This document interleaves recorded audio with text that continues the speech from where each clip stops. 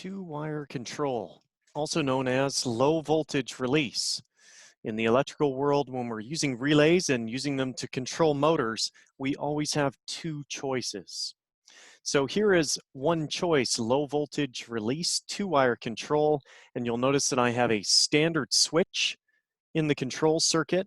The terminals here are labeled 1, 2, and 3 because these are the typical NEMA terminal markings that we will see on a North American starter. The holding contact is still present, it's still there, but it's not physically being used by the electrical circuit.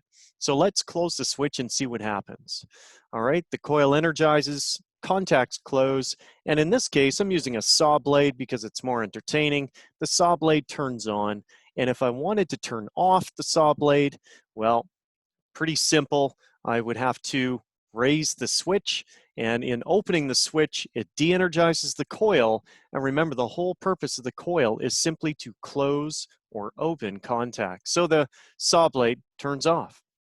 So not too bad. Let's take a look then at what happens. Same situation, I turn it on, but this time we run into a power failure. What happens in a power failure? Well, everything turns off on site. And if we're halfway through a big sheet of plywood and then the power saw turns off, well, what's going to happen when the power comes back on from BC Hydro?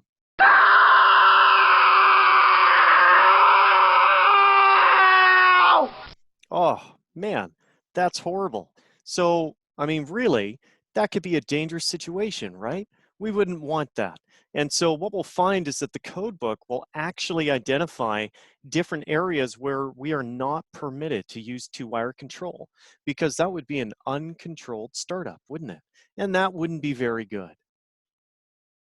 Of course, we could then turn it off, but man, still lost that hand. Bummer. Low voltage release or two-wire control is given the two different names because of the number of wires required to connect a field device to the starter. So let's take a look at all of the connections necessary. NEMA 1 would connect to our field device, and in this case I'm using a float switch, and then the float switch would connect back to NEMA 3. This is a line voltage starter, but don't let that confuse you. This is purely just the connections required, two separate wires. So when the float switch closes, what's going to happen? Well, first thing it does is it energizes the coil, and as soon as the coil energizes, it closes the contacts and the motor starts up.